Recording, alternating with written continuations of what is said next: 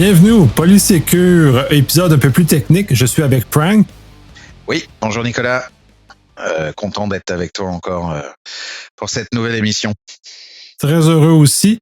On va faire un petit retour sur le dernier épisode qu'on a enregistré ensemble, c'est-à-dire qu'on a énormément abordé le fait du volet Azure Stack, qui est vraiment spécifique Microsoft au niveau du cloud privé.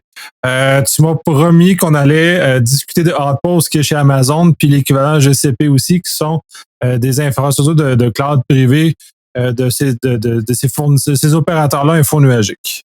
Oui, effectivement.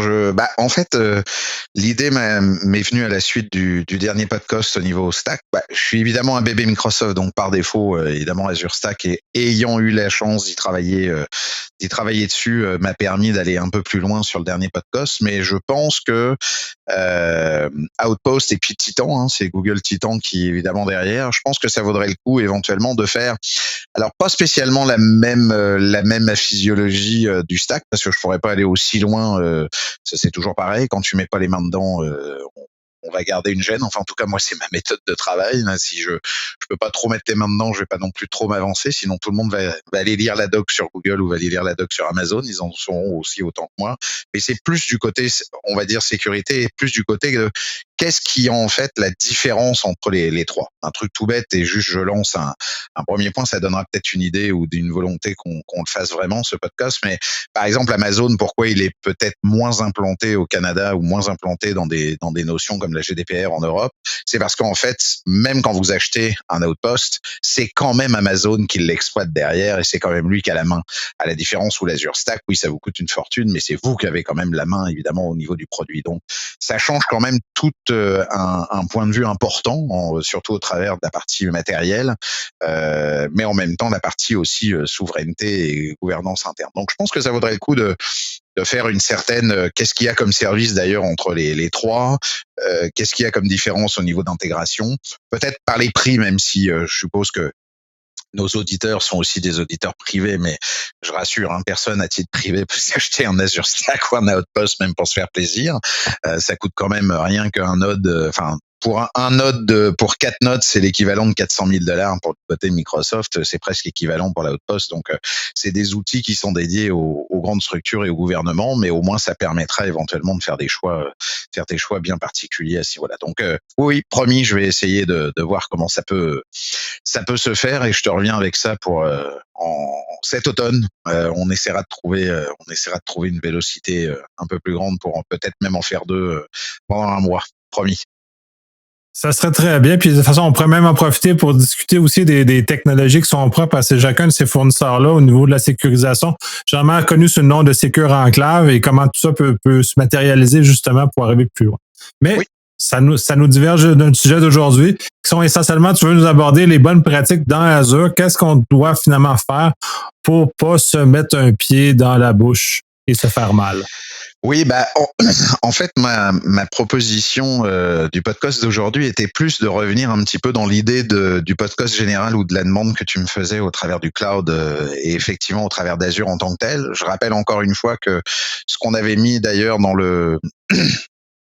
l'avant-dernier podcast qui était sur le côté de mettre la table des produits Microsoft au travers de l'idée as a service avec évidemment l'Azure AD. Je crois que j'en ai longuement. Je pense qu'on pourra en reparler aussi de cette fameuse grosse tentacule sur différents points, puisqu'il y a OpenID Connect, O2, des notions de connexion au niveau de l'API. Il faudra parler un de ces jours sûrement d'MS Graph, qui est la révolution totale avec Microsoft.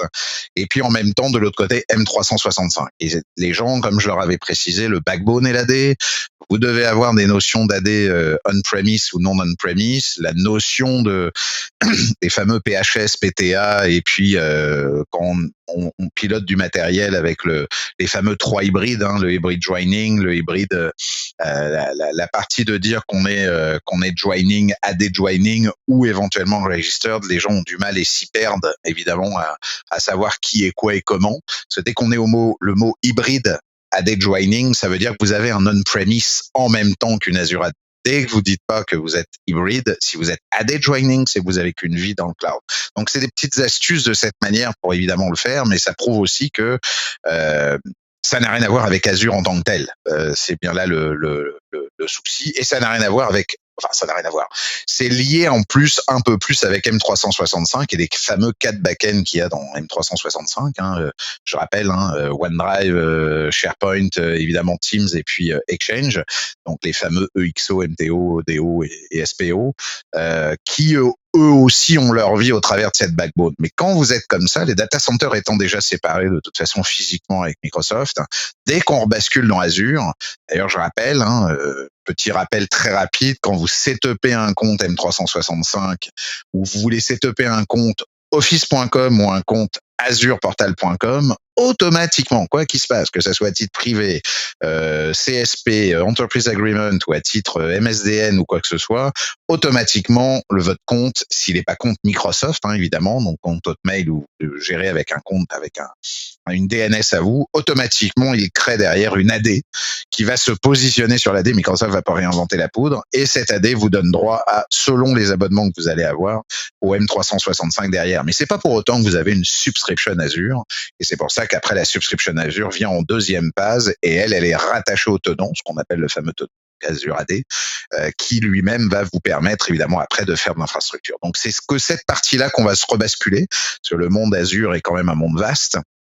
Je rappelle rapidement qu'il y a quand même plus de 180 services en date sur Azure, et là je compte sans le marketplace, puisque là avec le marketplace c'est presque 5 fois ça ou 6 fois ça. Je crois qu'ils ont pas loin de 600 ou de 700 ISV qui travaillent avec Microsoft, comme peut le faire d'ailleurs AWS. Il n'y a pas de plus que l'un que l'autre, mais c'est plus ou moins intégré ou en tout cas mis dans les anciens modèles de Microsoft de le faire. C'est un peu comme les plugins ou les tiers parties qu'il y avait dans Windows pour le gérer. Donc là, par contre, en tant que service, on retrouve un petit peu comme on retrouve d'ailleurs dans les services Amazon. Il faudra aussi un de ces quatre qu'on fasse peut-être aussi une distinction un jour, puis des deux plus gros, parce que si on prend tout le monde, ça va être long et ça va être un podcast de 2 heures, mais au moins de voir un petit peu qu'est-ce qu'une EC2, c'est les VM, qu'est-ce qu'une lambda, c'est les function apps, tiens, qu'est-ce qu'est tel et tel service, ça se regroupe un peu dans ces services-là et ainsi de suite, au travers de tout ce qui est PaaS, SaaS et IaaS aussi, même phase, parce que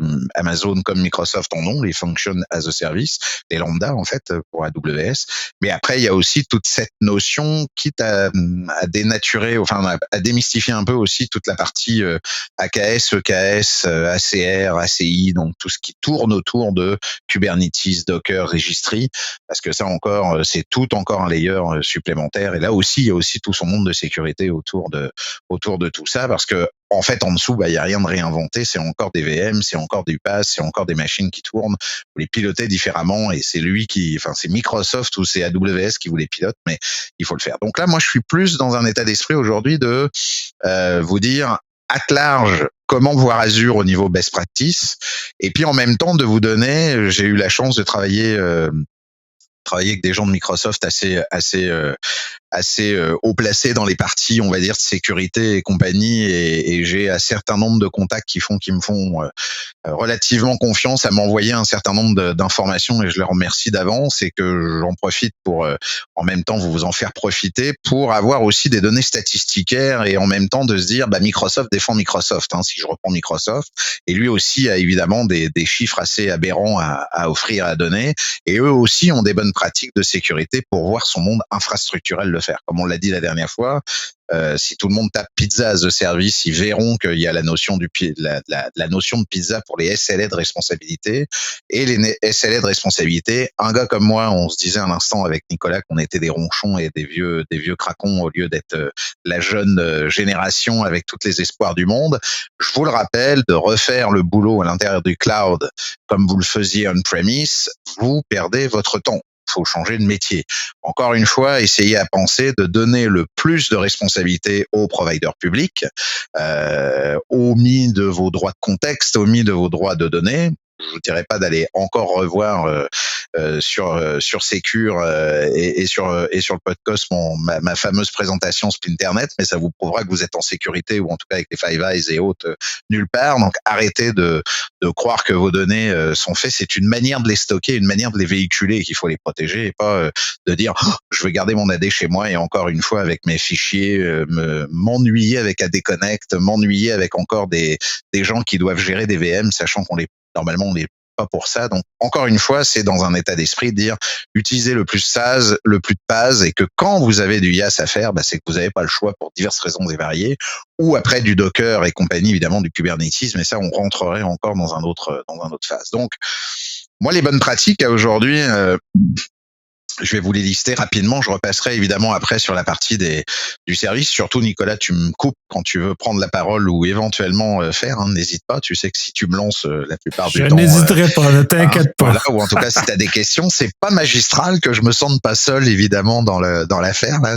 Il est là, je vous rassure, il part pas à chaque fois faire des courses et il revient. Merci Francky, il éteint la sauce. C'était pour au moins rigoler, une petite notion où j'essaye de m'aimer à m'entendre. Surtout, Nico, n'hésite pas à faire. En tout cas, pour la partie des bonnes pratiques, si on reprend par exemple l'aspect des VM et la partie IaaS, préférez souvent les VM machines scale set que les machines individuelles.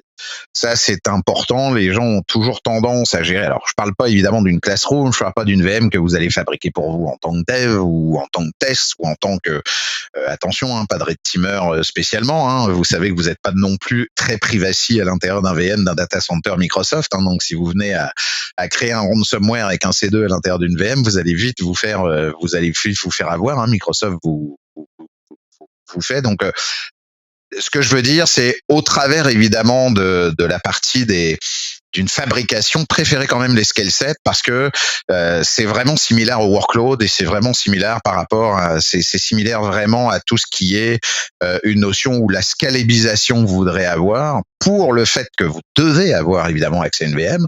Avant ça, faites l'effort de savoir est-ce que vous pourriez pas refactoriser ou recréer ça en mode PaaS ou est-ce que vous pourriez pas le refaire en mode SaaS carrément. Donc revérifiez avant, mais si vous n'avez pas le choix, préférez à ça. Vous avez vraiment beaucoup de bénéfices en management front, évidemment, au travers des scale sets. Un autre plan aussi qui est que personne ne prend en compte dès le départ, quand vous démarrez évidemment en Azure, vous avez les piliers de la sécurité, les 5 piliers de la sécurité. Je pourrais faire un affront à mon ami Nicolas pour lui dire vas-y, sors-moi les piliers de la sécurité qu'on met un peu. Bon, ça dépend dans quelle mesure on le fait. Là, je vois qu'il me rigole, mais qu'il me dit ouh. En fait, au travers de ça, c'est souvent la gouvernance, la GIA, l'IAM, l'incidence response, le network. Vous avez un certain nombre on dit les 5 piliers, mais en toute logique, c'est les 5 piliers d'un SOC. Tout compte fait qu'il faut revérifier.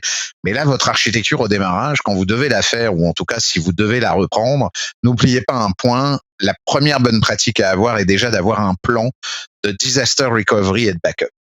Si vous avez ce plan-là dès le départ, si vous savez dès le départ comment vous allez gérer, c'est un peu dans mon premier podcast, je l'avais précisé, à dire revoyez ou revérifiez qu'est-ce qui est intéressant est-ce que vous voulez faire une infra as code par rapport à un Terraform ou un ARM parce que vous allez l'installer qu'une fois, donc vous allez mettre 2 semaines ou 1 semaine à faire votre Terraform, oui ok, il fait, soit super, j'ai rien à refaire, mais au fait tu l'as réinstallé combien de fois ton Terraform? 2 fois dans l'année. Ok, donc il n'a pas servi à grand chose pour rien. Donc encore une fois, c'est de savoir où on trouve la notion de l'équaliseur entre qu'est-ce que je mets as code tout le temps.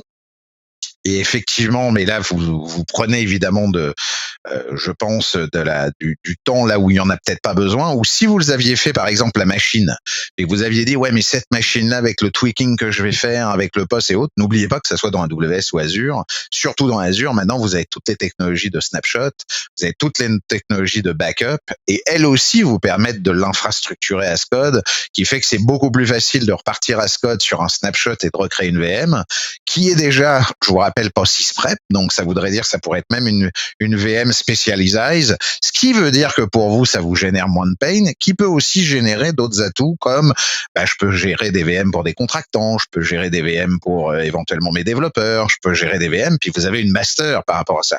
Donc, il n'y en a toujours qu'une à manœuvrer et les autres à gérer. Donc, encore une fois, j'ai pas dit que l'une était mieux ou meilleure que les autres, c'est encore une fois, posez-vous la question où se trouve le contexte et où est le mieux pour le faire. Parce que si vous êtes en train de tout générer, même avec les scripts d'installation et avec tout ce que ça peut comporter, mais que vous le faites que oui, ça c'est vrai, je l'ai installé sur 18 mois, je l'ai installé qu'une fois, mais que ça a pris 3 semaines de boulot pour le faire, ça valait peut-être mieux le coup de le faire en une journée, que ça fonctionne, et qu'à partir de là, vous l'ayez backupé d'une certaine manière, et que c'est lui le backup qu'il va falloir peut-être opérationnaliser. C'est ça mon point est évidemment sur ce point-là, puis en même temps, effectivement d'avoir un plan de gouvernance de backup dès le départ et d'un disaster recovery. Rappelez-vous, hein, c'est comme les militaires, c'est comme du DevOps ou c'est comme, même si c'est du DevCacaOps comme on dit, ils veulent toujours, on refait toujours le déploiement et compagnie. Bah, ça revient au même que les pompiers ou l'armée. Si vous testez pas ce que vous êtes en train de backuper, est-ce que vous êtes sûr que vous avez bien tout backupé ou est-ce que vous êtes sûr que vous pourrez repartir à neuf? Est-ce que vous n'avez pas oublié une zone? Est-ce que vous n'avez pas oublié une version? Est-ce que vous n'avez pas oublié une VM, un disque, un attache disque? Ah merde, oui, j'avais oublié, il y avait ce certificat qui était là aussi ou une clé dans un key vault. Enfin bref, tant que vous n'allez pas tester, encore une fois, si on voit les pompiers faire autant de fois de tests ou les Navy Seals à refaire leur épisode à chaque fois pour le gérer, c'est pas un hasard, c'est que ça devient automatique et que ça doit évidemment tout couler de source. Donc c'est un des points importants. Ouais, effectivement, absolument nécessaire. De toute façon, puis de mon expérience, je sais pas la tienne, mais il y a une énorme confusion sur comment les backups existent en info nuagique. Puis là, en fait, l'état de faut mettre les efforts aux bonnes places, justement pour l'infrastructure as a code.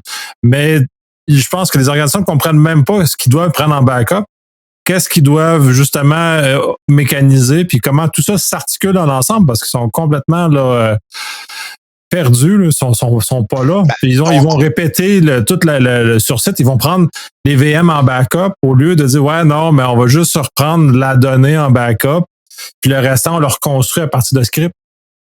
Oui, alors le fait est, Nicolas, c'est encore une fois, c'est un système de contexte à ce niveau-là, parce que les clouds publics, malheureusement, sont aussi, c'est pas des OBNL, qui sont là pour évidemment faire de l'argent, on est bien d'accord. Donc le but du jeu, il est de vous donner les services les plus intéressants au plus haut, pour évidemment que ça soit le plus cher, jusqu'évidemment au plus bas.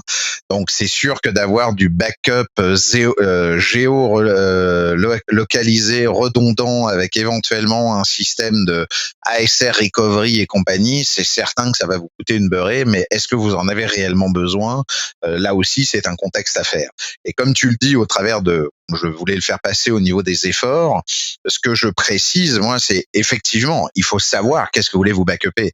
Parce que si c'est quelque chose d'assez récent, backuper évidemment une VM pour une VM, à moins que celle-ci soit genre, je sais pas moi, une VM qui est votre Zero Trust, enfin, ou votre dictionary de certificats. Oui, bah là, effectivement, elle est importante parce qu'elle est dans le back-end, elle est pas internet facing, vous devez les gérer. Bah, faites des snapshots, parce que là, à la limite, la notion de backup en tant que telle de backup d'Azure n'est pas suffisamment responsive, n'est pas suffisamment lightwave, n'est pas suffisamment même Yak ou DevOps en tant que tel pour pouvoir le gérer. Le backup infrastructure, c'est la notion de dire, souvent d'ailleurs Microsoft le gère pour faire son fameuse Azure Migrate et pour évidemment migrer du on-premise vers du cloud, et c'est souvent le même outil qui est évidemment utilisé pour ça, qui s'est amélioré d'ailleurs avec le temps, heureusement, parce que les premières moutures étaient plutôt catastrophiques pour gérer les points. Donc le but du jeu, il est là, il est vraiment de se dire, est-ce que je backup le tout, est-ce que je backup, je sais pas, j'ai 230 VM, est-ce que je backup les 230, est-ce que je me génère plutôt, est-ce que je prendrais plutôt une gouvernance à dire, ah maintenant je vais faire des disques data avec des file share, avec un storage privé, avec des private links ou des access particuliers qui sont des access dans les VM, et que c'est plutôt ces data-là, parce que je vais forcer dans une gouvernance d'entreprise que mes gens puissent sauvegarder dans ces disques data. Pourquoi? Parce que je vous rappelle que le storage sous un cloud public coûte rien, et que évidemment c'est plus facile de backuper ça que d'aller se enquiquiner à se réinventer un Windows qui évidemment lui-même bouge à tous les jours dans le cloud. Hein. Je vous rappelle, Microsoft met à jour ses images à peu près tous les 2 mois. Donc, une image que vous auriez attendue il y a le mois de novembre de l'année dernière, vous ne l'auriez pas, ou alors il faut aller la chercher d'une certaine facilité à faire. Donc, ça dépend vraiment du contexte, mais une des premières choses, c'est d'avoir un plan. Et quand vous avez le plan, ou quand vous savez quoi sauvegarder dans quelle manière, c'est surtout au moment où vous l'avez déposer ou déployer au travers de votre infrastructure, c'est dire, est-ce que là maintenant, si je coupe, est-ce que je suis capable de le restructurer? C'est ce que les gens des fois ont au niveau des subscriptions. Ils ont des subscriptions dev, ils ont des subscriptions QA, ils ont des subscriptions prod, mais je ne vois jamais une subscription Backup Disaster Recovery ou Backup Test pour dire cette subscription-là, elle est là simplement pour voir que tout ce qu'on est en train de faire à droite à gauche dans les paliers, je suis capable de me régénérer pour que dans cette subscription, elle est toujours vide. Mais quand je relance mon affaire, est-ce que je revois la même chose que je revois dans un palier X ou Y? Et est-ce que je suis capable de retourner dans mes petits? C'est un petit peu tout ça parce que ça vous éviterait évidemment le pain. Puis je rappelle aussi que le backup est à l'envers depuis l'heure, hein. C'est pas Microsoft qui va vous perdre, hein, je vous le dis tout net, hein, c'est à part si demain il a décidé de faire du hijacking boursier ou du hijacking, je veux dire, de fric en disant vous aurez accès à vos données que si vous me filez $1. Bon là, à mon avis, il y aurait des lois encore une fois de pays qui seraient mis en avant, mais je vous rappelle que c'est plus un backup si vous perdez votre connexion ou si vous avez une perdition de X ou Y ou une loi change et compagnie. Donc n'oubliez pas que le backup est à l'envers, c'est-à-dire que désormais la vraie backup que vous devez faire on-premise, c'est une backup de données. La plupart du temps, ça suffit pour aller redémarrer. Et si par contre, vous devez avoir des backups d'infrastructures, parce que des fois, malheureusement, les installations deviennent tellement complexes qu'il faut presque backuper, évidemment, ce qui est le YAC pour pas le perdre, parce qu'évidemment, on dit, ah oui, merde, j'ai telle configuration et tel truc, c'est tel compliqué parce que ça marchait avec telle et telle chose. N'oubliez pas que ça aussi, ça devient votre donnée en même temps très importante de votre entreprise, parce qu'il n'y a pas que la donnée des personnes ou la donnée de ce que vous faites de votre business. Il y a aussi la donnée de ce qui vous permet de rouler votre business désormais, et c'est peut-être l'infrastructure as code ou les notions de config ou les notions de gestion de code et autres à côté qui permettent justement de le faire. Donc ça, ne l'oubliez pas non plus, parce que ça, c'est important évidemment de se le sauvegarder. C'est presque un IP en fait pour les entreprises elles-mêmes, pour être capable demain de se resetuper et pas de dire, bah non, excusez-moi messieurs les clients, on peut pas redémarrer avant 15 jours. C'est sûr que là, les clients, il va y avoir de la cour, il va y avoir des problèmes de pénalité de service, et n'oubliez pas au niveau du SLA que vous y êtes obligatoirement, surtout en IaaS, c'est votre responsabilité, c'est pas celle du cloud public. C'est pour ça que c'est important à ce niveau-là. Autre point aussi, pour le compute, quand vous provisionnez du compute, targetez d'abord toujours le SQ, donc le SKU, le plus haut. Et ensuite, selon évidemment ce que vous allez faire, vous le downgradez au niveau de votre plan de ce que vous voulez faire. Alors pourquoi je dis ça? C'est parce que en fait, au travers des clusters et de la destination où vous allez, si vous dites tiens, je veux travailler parce qu'on est au Canada central. Ok, Canada central, coup de bol, comme c'est Toronto, ça a bien fonctionné. Microsoft est à plus de 75% de ses data centers usés. Tout roule. C'est un data center qui commence à rapporter de l'argent et compagnie. Enfin, en tout cas, c'est une zone géographique. C'est une région qui commence à faire. À l'instar de Canada East, par exemple. Bah, quand vous décidez éventuellement de dire, bah oui, mais moi, de toute façon, j'ai prévu dans mon système que je vais mettre une DS V4 ou une DS3 V4, parce qu'il y a maintenant les versions 4, ou une DS4V ou une E20 S3, qui sont les fameuses grosses computes là pour monter du Azure Stack en mode VM. Ouais, bah ça, Canada East, pouf, ça marche pas. Les Generate SQ, d'ailleurs, je vous invite à le faire au travers de PowerShell. Ça fonctionne pas parce que pour des raisons évidemment de coût, parce qu'ils n'ont pas topé tout le pourcentage qu'ils veulent, et ben il y a énormément de SKU qui malheureusement ne sont pas des fois disponibles dans certaines régions. Donc tapez toujours le SKU le plus haut et voyez comment le SKU réagit si vous voulez le créer. Vous pouvez le créer avec simplement le portal en disant tiens, je tape la plus haute, voir ce que ça donne. Puis là, ça vous permettra éventuellement de scaler en disant oh ok, moi là je voulais m'installer dans telle région, je peux pas, ou en tout cas pas avec ça. Ah bah oui, tiens, faut que je cale avec ça. Puis ça peut changer évidemment votre aspect de votre application ou des différentes choses que vous voudriez amener. Donc ça c'est important. Et qui va avec quoi?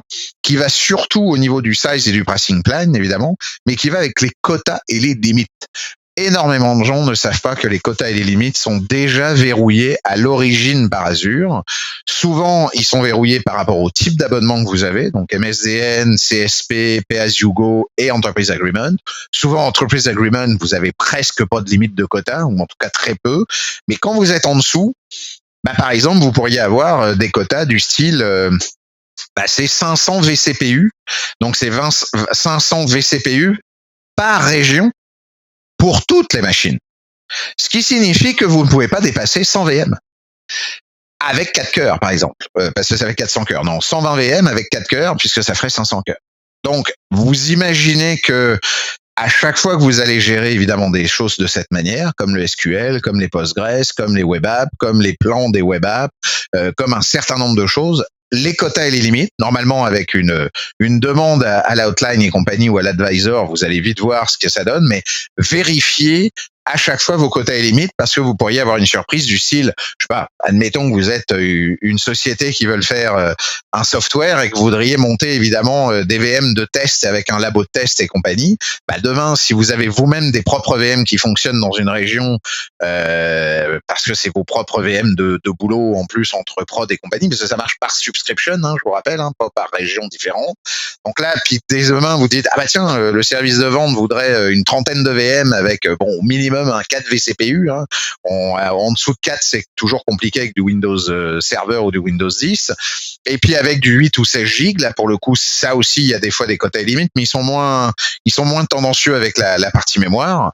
Ils y sont aussi avec la partie storage, donc il y a un peu plus là-dessus. Bah, là aussi, vous pourriez être surpris de lancer quelque chose puis d'être coupé au cours parce que vous avez des quotas et des limites à faire. Donc ça aussi, faire très attention évidemment à ça.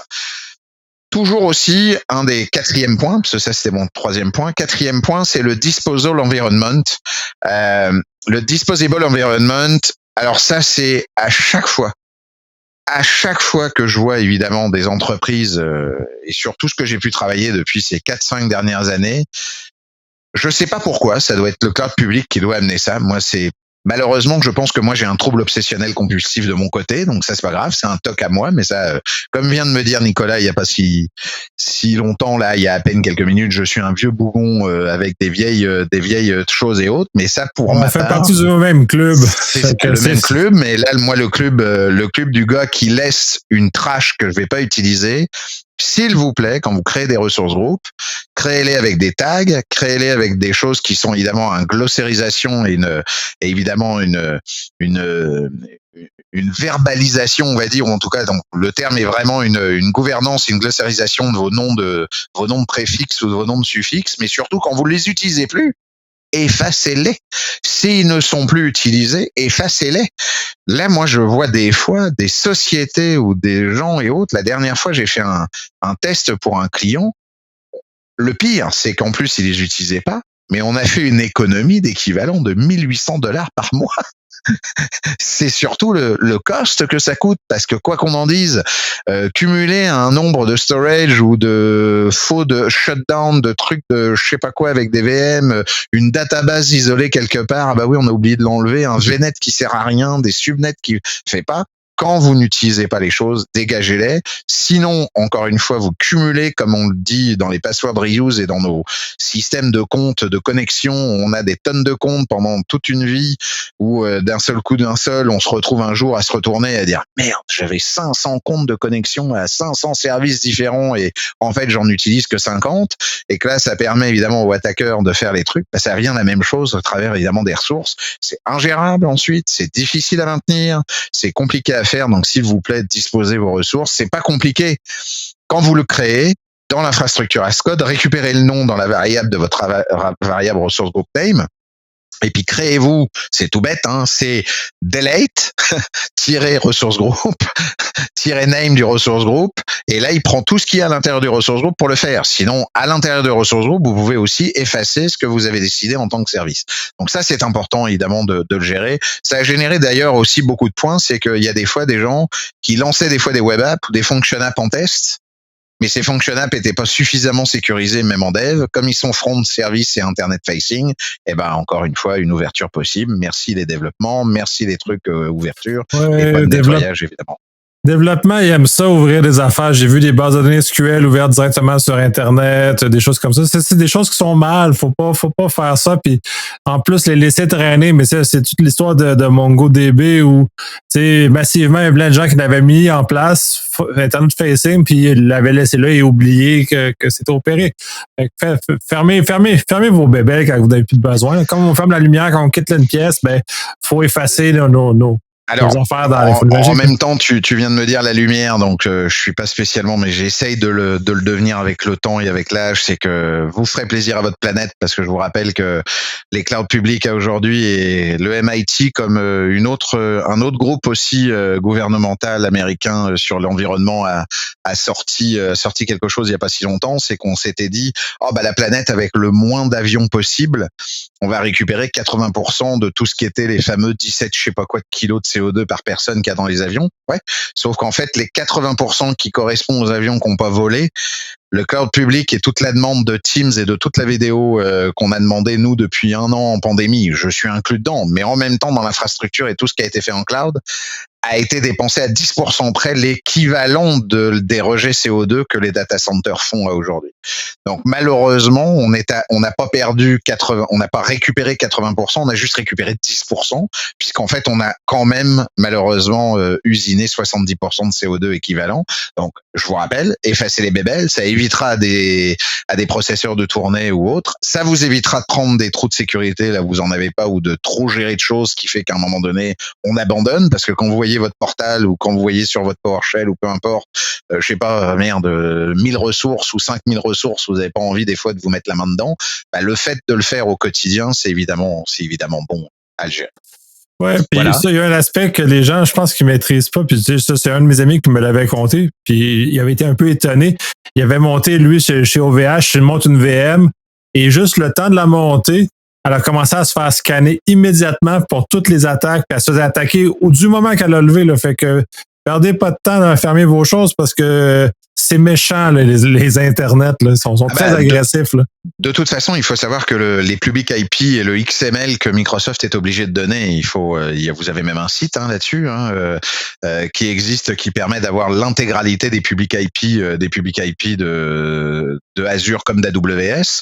Je vous rappelle aussi que tout ça et l'intégralité des systèmes fonctionnent aussi. Tiens, ça sera un petit podcast. Encore une fois, je relance une idée sur les fameux metadata instances et sur les fameux metadata instances internes, les fameux 169.254, qui sont utilisés par les clouds publics pour justement eux-mêmes puissent aller récupérer les informations au travers de leur propre instance aussi. Donc tout ça génère évidemment des points où effectivement les bots, dès qu'ils voient qu'il y a, c'est simplement un scan à la Nmap ou juste un ping ou à la traceroute de base ou telle IP de telle IP à telle région. En plus les régions, les IP qui sont carrés, donc le CDIR est facile à faire. Et puis le gars, il continue à faire son CDIR. Il y a un robot qui va tourner sur le 52.213.51/16 ou /20. Puis là, il va faire tous les trucs. Puis là, il va regarder à 1, 2, 3. Puis il va faire, d'un seul coup, si vous ouvrez une VM, bing, il l'a. Quand il l'a, il doit donner le l'IP à un autre bot qui, lui, va s'occuper à faire. Puis là, toutes les brute force démarrent. Et ça, aujourd'hui, sur Azure, vous pouvez faire le test. Moi, j'ai fait le test il n'y a pas encore longtemps avec en plus un client. Grosso modo, pour les Windows, c'est en moins de 2 heures. Pour les Linux, c'est en moins de 3 heures.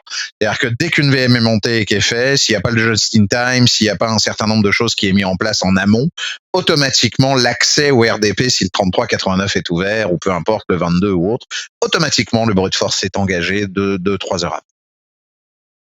Et ça fait pas de... C'est magique. Magique. Je sais pas si c'est magique, mais les IP sont publics. Donc, faut pas être idiot. Évidemment, maintenant, il y a des machines, puis vous connaissez évidemment les Chinois et tout ce qu'on s'était dit au travers aussi étatique. On est bien d'accord que ces gens-là ont les moyens, ont les faisabilités.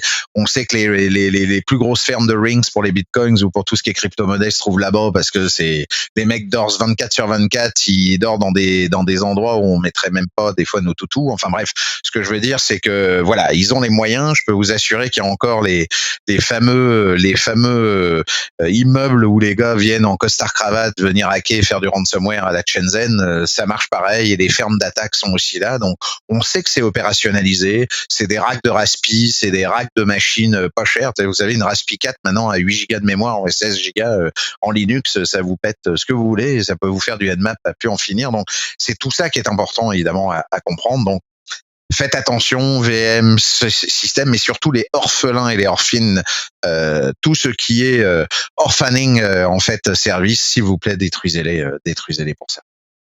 La partie 5e au travers des VM size, comme j'ai dit en haut, vérifiez, mais ne vérifiez pas avec évidemment spécialement, surtout quand vous êtes en PowerShell ou en AZCLI, avec la notion de la get size VM ou de la get system, vous en avez une autre commande qui est avec le mot SKU. Et les 3-4 commandes qui sont dédiées au storage, à la VM size et compagnie ont le mot SKU. C'est lui qui aura la vraie version de ce qu'il y aura d'accessible au travers des régions. Et encore une fois, pour les size et les family, surtout pour les familles des VM, faites attention aussi parce que vous pourriez avoir des bugs en disant bah merde, non, je l'ai installé à tel endroit dans telle région, puis vous voulez récupérer votre code pour changer de région, aller sur SUS2, je sais pas, West UK ou peu importe, parce que maintenant on est à 60 régions, hein, ou je sais pas moi, en Corée du Sud, puis d'un seul coup, boum, ça marche pas. Bah, c'est parce qu'évidemment, il faut le vérifier. Donc soit vous mettez le code, try catch encore dedans, ou soit vous le vérifiez en amont avant de le vérifier dans votre code, mais surtout utilisez-le. Ensuite aussi, toujours au niveau messaging approche. Là, on va rentrer un peu plus dans le développement maintenant. Sur la partie des messaging approche et des systèmes, là, on est sur notre 6e point. Utilisez surtout tout ce qui est queue, message web, web job et services pour prévenir les systèmes monolithes. Énormément de choses existent aujourd'hui sur Azure pour le faire, que ça soit avec les storage, que ça soit effectivement avec les webhooks ou les web apps, puisque les web apps peuvent devenir des web jobs, et en même temps les function apps vous permet aussi de gérer ça. Donc surtout privilégier quand même le queue, les messages et les web jobs par rapport aux approches à la place de faire des systèmes évidemment pour prévenir le monolithe. C'est vraiment plutôt intéressant. La deuxième point aussi, un petit peu plus difficile au niveau du 7e, là c'est la partie des alertings. Alerte de Microsoft, le alert monitoring fonctionne pas mal. Il faut se la piloter, il faut se la faire et autres. Mais la notion du SOAR, qu'on retrouve d'ailleurs dans Sentinel ou dans certains outils de sécurité d'Azure, il faut savoir que vous avez un outil qui existe d'ailleurs dans M365 qui s'appelait avant, comment je vais dire, c'était quoi le nom MS Flow, bah là maintenant il s'appelle Flow tout seul, mais c'est la plateforme Power. Donc c'était Flow, mais maintenant c'est Power Automate et vous avez toutes les plateformes Power, hein, Power Apps, Power Automate, Power Chat et Power Bot. Bah là vous avez Power Automate qui est en fait Flow derrière, hein, c'est juste MS Flow derrière.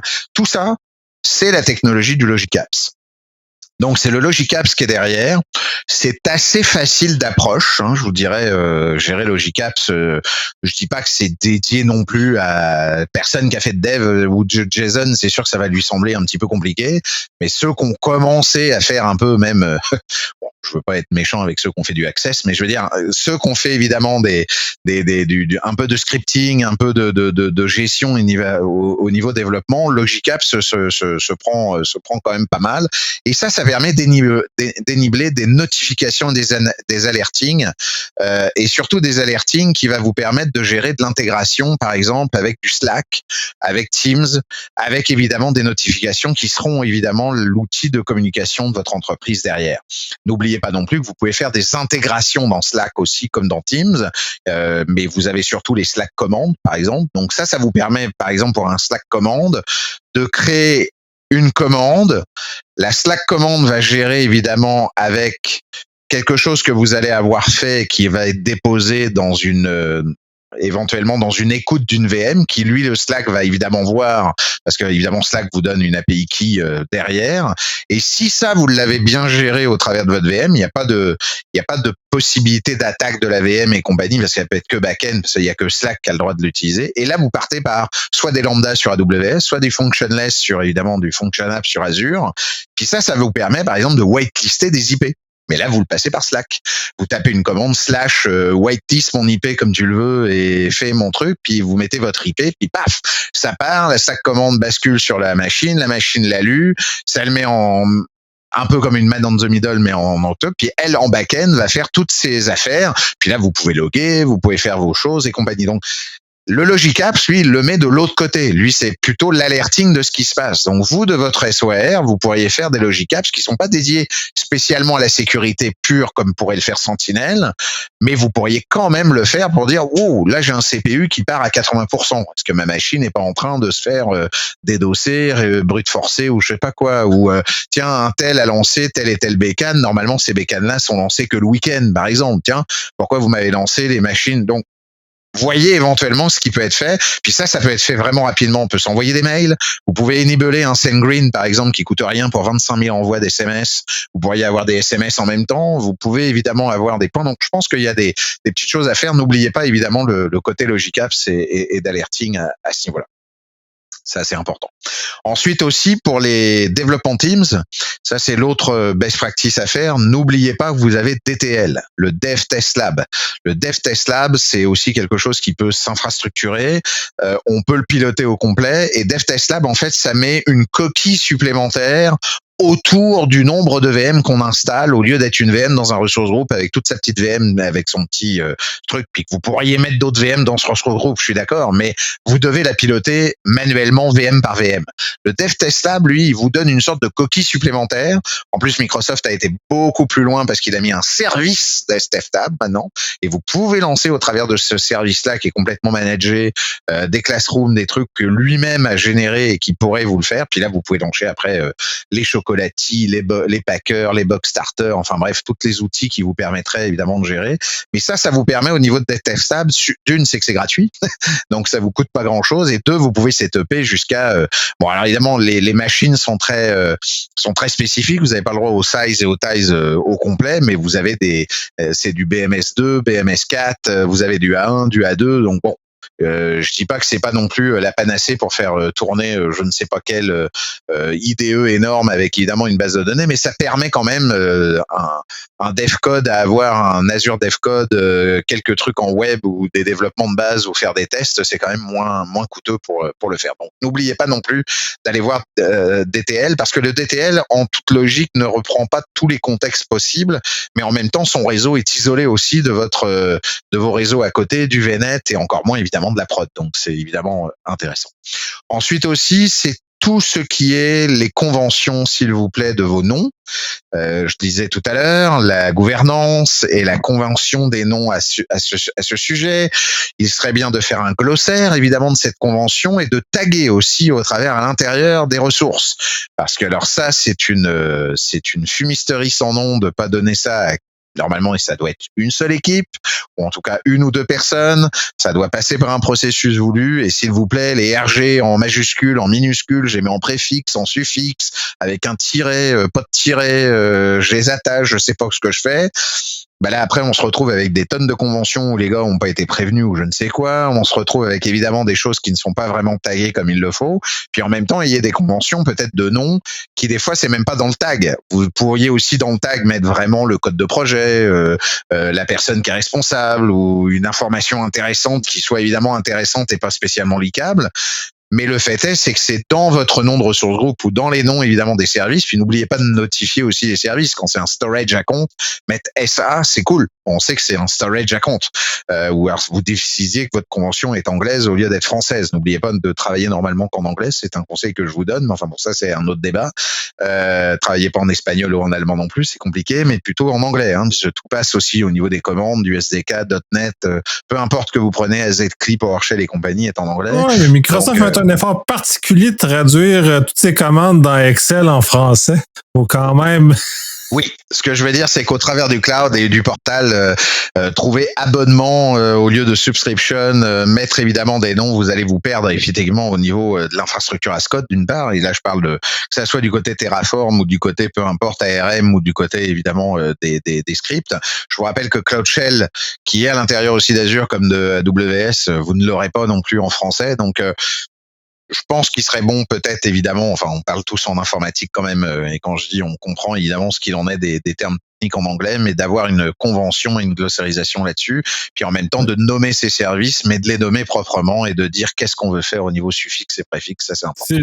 C'est très important, puis t'as pas fait le lien, toi tu fais le lien sur le plus le ménage, mais tu sais, on tombe en gestion d'incidents, cette nomenclature-là, ce glossaire-là, sauve énormément de temps parce que quand l'équipe de gestion d'incidents rentre, au lieu de commencer à chercher le fonctionnement, à chercher pourquoi, puis ça, dès lors, on est capable de déduire un certain nombre de choses. Donc, pourquoi machine A vers la machine B, on regarde le nom, les tags associés, et ce n'est pas censé. Donc, déjà là, on a déjà une capacité de relever rapidement des problèmes et d'agir efficacement aussi, ou beaucoup plus efficacement que si on a décidé de mettre des noms jolis, comme on faisait dans les années 90, à nommer les planètes, les marques d'auto, ou ainsi. Oui, c'est ça. je veux dire que la notion, c'est aussi de savoir, parce que là, évidemment, on joue et il faut le comprendre. Hein, le cloud, c'est au niveau mondial. Il y a des fuseaux horaires. Vous avez plusieurs équipes. Vous pouvez avoir. Donc, important aussi que quand c'est un groupe qui le met, même sur une subscription américaine, de dire que c'est du UK ou c'est du FR ou c'est été fait en Corée ou ça a été fait au Canada. Donc, n'oubliez pas le CA ou le UK ou le FR et compagnie, de notifier éventuellement le numéro de l'équipe, parce que peut-être que le BU, le uses business qui se trouve être le bureau où ça se trouve a peut-être un nom ou un petit nom et géré de cette manière. Puis en même temps, le code de projet pour peut-être éventuellement récupérer qui doit prendre des décisions. Parce que je vous rappelle qu'en incidence response, il faut aussi appeler les gouvernants pour dire on doit te couper ça, on doit pas te le couper.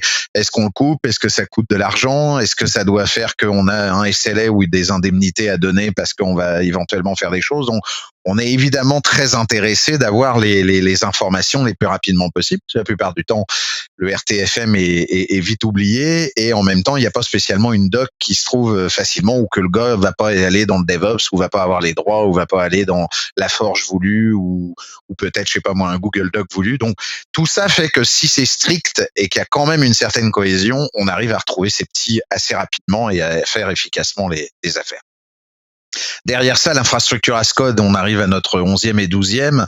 L'infrastructure as code est effectivement aussi important. On est dans des notions, comme je l'ai dit tout à l'heure, la notion de, au lieu de créer une ressource évidemment à la main, attention, il faut se poser la question de l'effort. Moi, je dis pas qu'il faut pas de l'infrastructure as code, je dis il faut savoir où la mettre. C'est sûr que si vous voulez juste vous setuper une bécane parce que vous voulez vous setuper une VM ou vous setuper une web app ou une fonction pour un test, vous n'allez pas vous faire genre un main TF, un var TF, un secret TF, je te fais toutes les affaires, puis là je vais me setuper mon truc pour lui l'avoir utilisé une fois. Maintenant, le reste de savoir, oui, je vais setuper mes affaires, est-ce que je vais prendre ARM template, est-ce que je vais prendre Terraform, est-ce que je vais prendre mon script, est-ce que ça va être plus sur du PowerShell, est-ce que ça va être plus sur de la ZCLI, est-ce que je vais mélanger les deux, parce qu'il y a des fois des choses qui s'adaptent plus à des langages de scripting que d'autres. Par exemple, malheureusement, Microsoft, du côté conteneur, ACI et compagnie, AZCLI est beaucoup plus verbeux, beaucoup plus facile à gérer quand on gère du Kubernetes ou de l'équivalent comme un peu le Docker CLI du côté AZCLI que dans PowerShell. PowerShell, c'est un petit peu plus lourd. Mais PowerShell pour gérer du web app ou gérer des points, alors, il y en a qui sont des aficionados AZCLI au complet.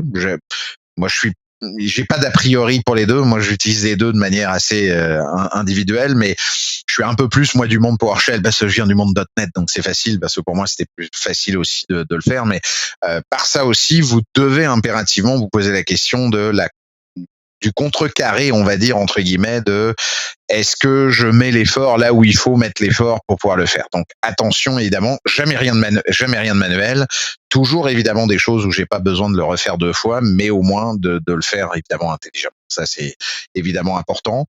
N'oubliez pas non plus au niveau des app services. Souvent au niveau des web apps, la chose évidemment qu'on oublie souvent à ce niveau-là, c'est que Microsoft a quand même, d'ailleurs AWS n'a pas son équivalent. Hein. Souvent quand on veut faire des web apps en AWS, faut monter des EC2 ou alors à partir de là, ça va être des lambda avec des EC2 ou des dockers avec des EC2. Enfin bref, il n'y a pas la même vraiment notion comme la web app avec le plan comme à Microsoft. J'ai pas dit qu'il était mieux ou autre chose. Hein. Attention, je veux pas créer de zizanie pendant le podcast là, mais je dis simplement que la partie web app, c'est le métier de Microsoft au travers d'IIS. Donc, par défaut, c'était normal qu'ils puissent accéder là-dessus. Mais n'oubliez pas qu'ils ont aussi le côté HTTPS par défaut. Donc, n'oubliez pas de le setuper. N'oubliez pas d'aller vérifier le just-in-time. N'oubliez pas non plus d'aller vérifier, et ça, c'est important, la partie des slots. Vous avez la possibilité de swapper. Il y a toujours deux slots qui fonctionnent entre une slot A et une slot B. Donc, ça permet aussi d'avoir, comme on disait dans un incidence response, de pouvoir dire, il y a un bug ou il y a un trou de sécurité ou je ne sais quoi. Je déslot celle qui était même en prod. Hein, vous avez la même chose. Ça marche peu importe où vous êtes et peu importe sur la web app. Et ça vous permet d'avoir deux slots, dont une qui peut être remise en avant tout de suite pour pas avoir la structure. Vous aurez sûrement pété le cache en cours, les cookies des gens qui étaient connectés, sûrement un certain nombre de choses au niveau des objets sur de la sauvegarde, mais votre service ne sera pas éteint pour autant. Donc, même au niveau on va dire entre guillemets de la des services plaints et de la performance au niveau des environnements. C'est ça qui va vous permettre évidemment de gérer au mieux vos affaires. Un autre débat aussi que les gens ne le savent pas, ou en tout cas l'utilisent très peu, et c'est dommage parce que moi j'adore l'ARM template par défaut, même si des fois ça devient illisible. Mais pourquoi des fois ça devient illisible? Parce que les gars font des ARM templates avec carrément le gros JSON au complet, où j'en ai déjà vu il y a de cela quelques années, mais j'en vois encore des fois avec des genre 500 lignes, 1000 lignes. Ouais, c'est sûr que là, si vous avez un ARM template là-dessus, évidemment Terraform a décidé, comme d'autres, HashiCorp n'a pas été idiot, hein, on a un main, on a une structure, on reprend les mêmes structures d'un langage descriptif avec la séparation des différentes choses. Mais ce que les gens ne savent pas, c'est que Microsoft a fait aussi un split d'ARM. Il existe un computer split qui permet de faire un ARM majeur. Donc, vous avez un ARM maître et cet ARM maître va basculer sur 1, 2, 3, peu importe combien. D'ailleurs, je crois que c'est 65 000 le maxi, qui même eux peuvent ensuite se splitter derrière. Vous avez la capacité de dire, je prends un ARM maître et puis je me fais un ARM pour mes web, je me fais un ARM pour mes VNet, je me fais un ARM pour mes VM, et là, ça split automatiquement parce que lui va swapper sur l'ARM core qui va évidemment aller swapper sur l'autre. Donc là, moi, je vous invite, si vous ne l'avez pas découvert, à aller le voir. Ça, c'est évidemment très important. Un des points importants aussi, et ça c'est la chose la plus entre guillemets j'ai pas démarré par ça parce que je voulais pas encore focuser là-dessus ou en parler pendant 10 minutes, mais ce qui est important, c'est le just-in-time mechanics. Utilisez aussi le JIT, donc le just-in-time mécanique chez Microsoft, ils l'ont fait à peu près partout. C'est pas que le just-in-time chez MSI là pour les .NET et compagnie ou pour les langages. Il l'a fait pour les VM, il le fait pour les PIM, donc pour le privilège Identity Management. Bon là, les PIM sont évidemment pour les grosses structures parce qu'il faut être en ADP2, donc ça coûte évidemment de l'argent. On est bien d'accord. Hein. Je suis pas malheureusement vous l'avez pas en P1 ni en basique, mais le just-in-time VM par exemple ou la partie même Bastion que vous pourriez faire parce que c'est une sorte de just-in-time aussi. N'oubliez pas le faire. Fermez vos ports. Si vous n'avez pas besoin d'avoir la 3389 sur une VM en prod, ça me semble logique. Vous n'allez pas y rentrer tous les 5 minutes. Ah, bordel, fermez-la, quoi. Mettez un just-in-time là-dessus. Fermez le port 3389 et ouvrez-le que quand le gars l'a fait. Puis s'il doit l'ouvrir, il doit y avoir un process interne dans l'entreprise qui dit je dois y intervenir parce que je dois faire telle affaire ou telle chose et telle ceci et telle cela. Et que là, il y a un process évidemment mis en place. Ça, c'est important. N'oubliez pas non plus un des derniers points, c'est pour le scaling, toujours privilégier l'horizontal scaling et non le vertical scaling. L'horizontal scaling veut dire plus de choses évidemment en horizontal et en entrée qu'un vertical scaling parce qu'on va grossir la capacité et compagnie. Ça, c'est faux. C'est de considérer et de faire malheureusement un amalgame entre le parallélisation et la concurrence.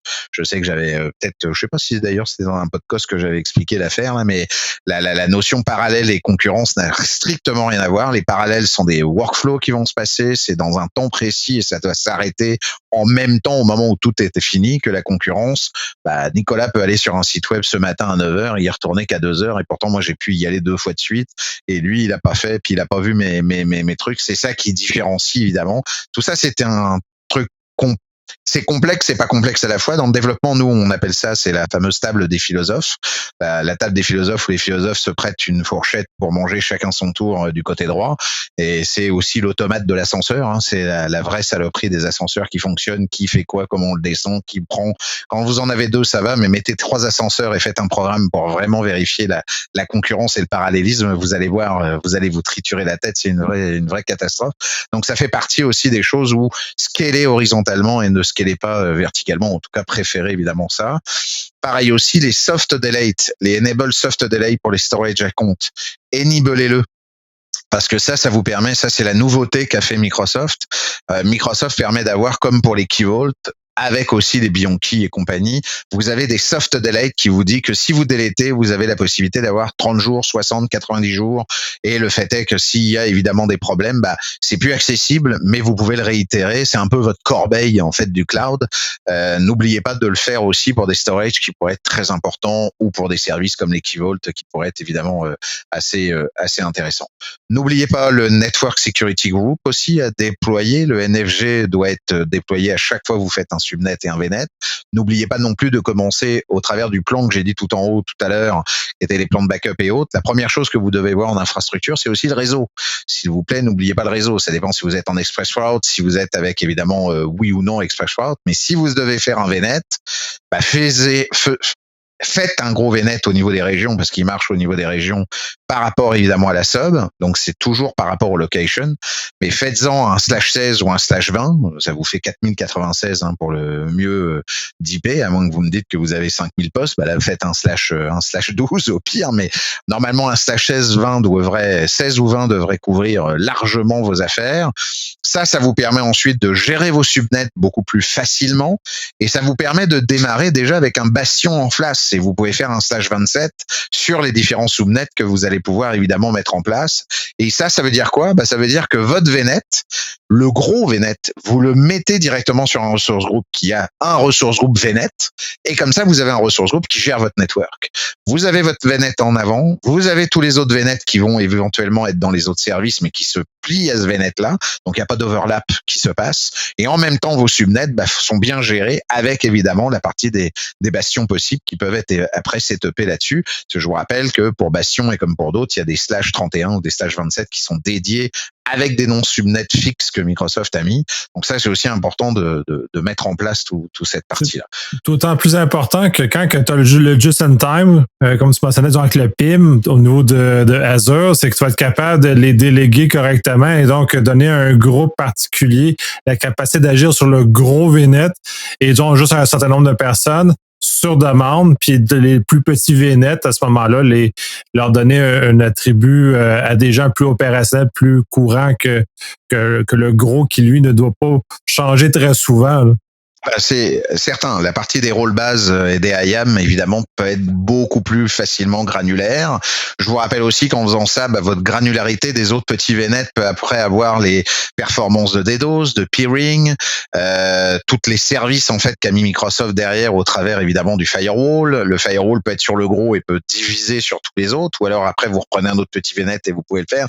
Enfin bref, c'est souvent quand même le réseau qui est mis, malheureusement des fois à la fin on l'a fait à la vite ou on en a fait un puis on n'a pas très bien compris parce que c'est facile à monter mais que c'est au niveau code puis on voit pas d'impact parce que Microsoft est assez malin derrière pour aller réécrire ça et que les routeurs se débrouillent pour que ça fonctionne, même quand on overlap d'ailleurs une IP. Mais si vous overlappez une IP dans un vrai routeur, demandez à Claude, je peux vous dire que ça marche pas pantoute du tout en termes physiques. Donc c'est pour cette raison que je vous dis il faut faire évidemment attention. Un autre débat aussi qui pourrait être sympa, et puis j'ai encore 2-3 points, puis on va pouvoir terminer là-dessus. J'aurais basculé sur mes 25 points.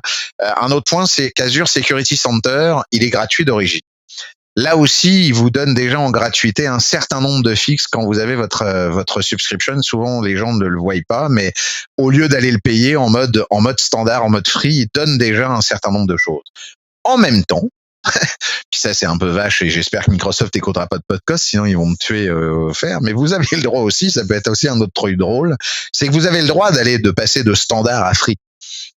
Si vous voulez pas payer Azure Security Center parce que pour le moment ça vous trouve un peu trop cher parce que c'est ça et ça. Je vous rappelle d'ailleurs qu'Azure Security Center, tant que vous n'avez pas les services actifs et qu'ils voient le mot 000, vous pouvez l'activer, ça vous coûte rien. Je rappelle, parce qu'il y avait beaucoup d'idées reçues là-dessus, comme quoi le service était payant. Non, il est payant que, encore une fois, on paye que quand on compute et quand on consomme. Donc, c'est toujours pareil. C'est sûr, pour les VM, c'est assez dispendieux si on fait attention à ce qu'on fait, mais vous pourriez très bien l'activer pendant à peu près, une semaine, voir ce qu'il vous donnez en mode standard sur l'intégralité de votre service. Puis lui, il va vous donner des quick fix. Et l'avantage, c'est qu'au moment où ils donnent des quick fix, c'est pas un système où vous mettez un agent, c'est pas un truc qui va vous verrouiller un lock et autres. Bah, vous repassez en free, puis au moins vous êtes corrigé. Bon, c'est une astuce à la con, mais je veux dire que par défaut, vous pourriez très bien aussi basculer en standard, voir ce que ça donne, dire bon, j'ai pas les moyens encore de basculer, de rebasculer en gratuit, et au moins vous avez fait au moins un certain nombre de recommandations ou vu ce que lui a précisé et de voir un petit peu ce qu'il en est. Ça ne mange pas de pain. Bon, vous aurez évidemment la facture de la semaine voulue de ce qu'il en est, mais bon, ça c'est de l'ingress qui est voulu, mais c'est ça qui est mon point assurément. Pareil aussi, c'est déniveler aussi le logging des Key Vault. Ça va avec Azure Security Center. Security Center, c'est un des points qui vous donne tout de suite, c'est les MFA, l'accès au IAM, l'accès à la sub, qui est admin et qui log les Key Vault. Puisqu'en fait, c'est là où se trouvent les pires secrets là-dessus. Donc, c'est pour ça que je vous le reprécise, évidemment, à ce niveau-là. Pareil aussi, je disais tout à l'heure, concernant puis ça, c'est important au niveau des snapshots. Alors, toujours utiliser les standards disques. Parce que les premiums, la plupart du temps, sur certains premiums, les snapshots coûtent une fortune ou ne peuvent pas se faire. Donc, toujours les standards disques, même en SSD. Mais au moins, vous pouvez faire les snapshots parce qu'en premium, vous pouvez avoir des problèmes, évidemment, pour certains. C'est soit trop gros, soit les IOP sont pas compatibles et ainsi de suite. Ils doivent améliorer l'affaire, mais ça, c'est important. Gardez vos yeux sur les egress, donc les exit, les bandwidth, évidemment, de sortie. Ça va évidemment de soi. Surtout que, ça, c'est évidemment la partie qui coûte là-dessus. Et puis surtout, puis ça c'était mon truc de début à dire qu'il fallait dégager les Orphan Resources et autres. Mais si vous avez des VM que vous n'utilisez pas, shutdown, le fameux shutdown. N'oubliez pas le shutdown à l'intérieur des VM. Ça se pilote par le portal. Maintenant, ça se pilote par code ou par MSGraph. Ça peut se faire. S'il vous plaît, shutdownez vos VM quand ils sont pas du 24/7. Et si c'est pas shutdowné ou quoi que ce soit, ou si vous l'utilisez plus, effacez-la. Ça vous coûtera évidemment du prix, puis vous ferez plaisir à votre planète. Voilà. Il y en aurait plein d'autres. Là, c'est un peu les bonnes pratiques rapides, un peu alambiquées et compagnie. On pourrait poursuivre dans le prochain podcast, évidemment un peu plus précis sur certains services précis. Là, j'ai voulu ratisser un peu large au complet, parce qu'il y a aussi les bases de données. Là, j'ai pas voulu, parce que sinon là, on serait parti encore pendant 20 minutes. Mais il y a les bases de données, il y a les function apps, il y a évidemment toute la partie, pareil, comme on disait tout à l'heure, Key Vault et compagnie. Il y a peut-être certaines petites choses qui peuvent être dites. Mais là, avec déjà ce qu'on a précisé dans le podcast, si vous faites attention déjà à tout ça, je pense que vous démarrez déjà sur le bon pied et vous avez la bonne vision pour garder quelque chose d'assez sain là-dessus. Évidemment, je cacherai pas que si vous pouviez, vous avez les moyens de lancer Sentinel, même si ça coûte pas si cher que ça, parce que c'est purement dans le pay-as-you-go que du tag. Je vous rappelle que Sentinel en tant que lui-même ne coûte rien. Évidemment, c'est assez compliqué de le setuper au démarrage et d'avoir les KQL, mais Microsoft et la communauté sont c'est un des ceux des GitHub qui marche le plus et qui est le plus répandu. Mais en tout cas, après, même au niveau de votre kilobyte ou des gigabytes qu'il pourrait y avoir et autres, je pense qu'au niveau des connecteurs, parce qu'après, c'est les connecteurs que vous allez être évidemment obligé de connecter derrière, mais je pense qu'un Sentinel, au moins sur votre AD, au moins sur les audit logs, au moins sur le Azure Activity, peut-être éventuellement au moins sur votre Office Activity aussi, rien que déjà ça vous coûterait pas non plus excessivement cher et vous pourriez déjà avoir on va dire entre guillemets une bonne prémisse de ce qui se passe au travers de Sentinel, mais aussi au travers de votre cloud au sens large. Voilà. Ouais, Sentinel, c'est comme, de toute façon, c'est comme chez Amazon, c'est excessivement complexe à trouver le calcul réel de combien ça va coûter, là. De toute façon, c'est dans le stockage qui vient de rattraper au niveau de ça. C'est même pas Sentinel qui coûte, là, c'est les plateformes en dessous, là. En fait, ce qui coûte, Sentinel en pay-as-you-go, c'est évidemment le stockage que vous allez prendre en termes de gigas, mais c'est surtout ensuite au niveau de l'alerting, vous pourriez utiliser Sentinel sans générer des alertes. Dès que vous ne enablez pas les alertes, vous n'enablez pas l'ingestion et vous n'enablez pas la machine learning qui se trouve derrière. Si ça, vous ne l'enablez pas, parce que vous ne l'avez pas activé, automatiquement, Sentinel va vous coûter que dalle parce que il va vous coûter juste ce qui va vous montrer ce que vous voudriez montrer avec des KQL, parce que vous allez créer vos propres KQL ou les récupérer à droite à gauche sur le net, puis que vous pouvez vous faire des dashboards vous-même pour le faire. Mais là, on va dire qu'on est plus à la mimine et que c'est vrai que ça va vous permettre de le faire. Mais là, au pire, vous l'utilisez presque light, mais tout en étant quand même bien sécurisé, parce qu'il va vous voir et faire des choses pour vous là-dessus. Maintenant, si vous passez à l'étape du plus, qui est, oui, je génère grâce à mes KQL mes analytiques, et mes analytiques, je gère évidemment mes alertes. Là, au travers que des alertes, lui, il va ingérer, et là, c'est là où il fait les fameux super beaux RadiaPy là, et puis les liens avec tout, parce qu'il va aller ingérer tous les logs, et puis il va aller voir qui fait quoi, comment, puis il va essayer de trouver des corrélations là-dessus. C'est les corrélations qui évidemment vous coûtent de l'argent, parce que là, de l'autre côté, lui, il compute, et c'est ça qui vous facture évidemment derrière. Donc si vous arrêtez à quelques alertes et que vous arrêtez à juste créer des analytiques de votre côté, à la limite, c'est un peu comme la grosse truc que je viens de vous dire pour Azure Security Center. Vous le mettez en standard, vous regardez une semaine, vous le remettez en free, l'affaire est bâchée, vous êtes sauvé. Le but du jeu est de le garder, bien entendu, et le but du jeu est de gérer, parce que vous pouvez faire plein de choses derrière, mais pour des raisons de prix, pour ceux qui ont un peu moins de coûts, de facilité, c'est des choses qui sont possibles à faire. De toute façon, au niveau de la journalisation, c'est très vaste ce qui est possible de faire, là, mais minimalement, outillez-vous, si c'est pas avec Sentinel, avec quelque chose d'autre, mais c'est très important, là, même si c'est à la sueur du front qu'il faut sortir les choses. Ça fait un très... Oui, j'aime bien ton sourire. Ouais, des fois, il y a beaucoup de sueur de front qui pourrait être économisé par des abonnements, mais ça, c'est la façon que les entreprises... C'est pas la peine non plus des fois de reprendre un tiers parti pour autant, parce que n'oubliez pas que le tiers parti sera pas gratuit. L'ISV chez Microsoft, rien n'est gratuit. Dans le marketplace, encore moins de toute façon. Donc automatiquement, dites-vous que tout ce que vous allez, même si vous installez un F5, un Checkpoint, un je sais quoi, un Palo Alto et autres, c'est sûr que Prisma Cloud dans Palo Alto est pas gratos. Ça coûte je sais plus combien de milliers de dollars. Donc c'est toujours le même débat. Il n'y a pas de secret. La seule chose, c'est de savoir comment le manipuler. Évidemment, Microsoft est là pour faire avancer ses services. Il y a des moyens de le faire pour être justement très alerte au niveau de ses coûts. Et maintenant, je vous rappelle, de monter un SIEM avec un SOC et compagnie, même si vous deviez le monter avec le matériel et tous les sondes qu'il faudrait, dites-vous que pour presque une entreprise avec 50 personnes et les 50 bécanes avec un petit data center interne et compagnie, il y en a au moins pour 500 000 $, $1 million à tout monter, à créer les bécanes, à faire le backup de tout, à faire le SOC, à faire Sentinel se monte en 10 minutes et vous coûte rien même dès le départ. Donc c'est pour ça que en relation, après il faut savoir ses batailles, mais il y a peut-être d'autres choses à économiser ailleurs et garder ça que éventuellement des fois de l'éviter, parce qu'on l'a sous la main et que ça nous éviterait éventuellement d'avoir des sacrées surprises du fait qu'on est cloud flashing tout le temps. Ça, puis de toute façon, c'est parce que c'est là, puis tu le relates bien, c'est que les entreprises vont des fois oublier qu'un coût de licence coûte moins cher ou un coût d'utilisation que le temps que la personne met à développer des choses avec du fil à merguez.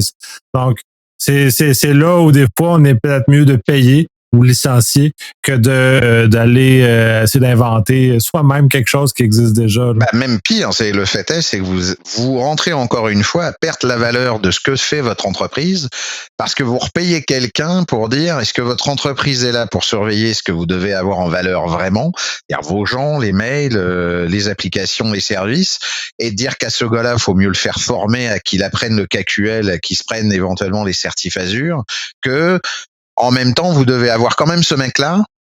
Puis en même temps, vous allez dire, je vais aller acheter du matériel, il faut que je monte le matériel, il faut que je me monte l'électricité, il faut que je me monte le backup de l'électricité, il faut que je me monte la PC, il va falloir en plus que je les patch, que je les update, donc il me faut quand même un sysadmin, il faut que je me retrouve avec un gars qui puisse évidemment me piloter tout ça, qui s'intègre directement avec mon réseau et mon cloud, et ainsi de suite, même si vous le faisiez en VM à l'intérieur même de Azure, ça reviendrait encore même, comme je viens de le dire à l'instant, pour le marketplace, parce que faut que ça soit quand même quelqu'un qui connaisse le réseau, quelqu'un qui connaisse le Windows, je sais pas moi, serveur 2016 ou le Linux voulu, qu'il va falloir qu'il le patch parce qu'on a SLA IaaS. Vous perdez votre temps, vous n'êtes pas payé pour ça. Payer un seul mec à faire que vous l'envoyez en formation pour du Security AZ500 avec du KQL derrière, vous lui installez SIEM, ça va vous coûter 10 minutes, vous avez l'explication derrière où vous n'avez plus rien à gérer, tout est OK, et ça vous coûte que le salaire du gars. Je fais vite mon calcul, c'est vite fait. Effectivement. Mais bon, c'est ce que je disais tout à l'heure, le cloud native versus encore les anciennes pensées dans le cloud native. Oubliez pas, si c'est la dernière parole pour moi aujourd'hui. Ouais, ben c'est ça, là. Faut reprendre faut changer le paradigme. On a fait un énorme tour. On va en avoir encore, là. T'as ouvert pendant la possibilité sur plein d'autres sujets, juste avec la boîte ça. de Pandore, là, je pense, oui. Encore plus que la dernière fois. Donc, merci beaucoup. On remet ça bientôt. On remet ça bientôt, je te revois au mois d'août. Redonne-moi une date, Nicolas. Merci de m'avoir invité. Et puis à tous et à toutes, encore un excellent week-end ou en tout cas une excellente écoute. Merci de nous écouter et de nous endurer en tout cas. Merci beaucoup.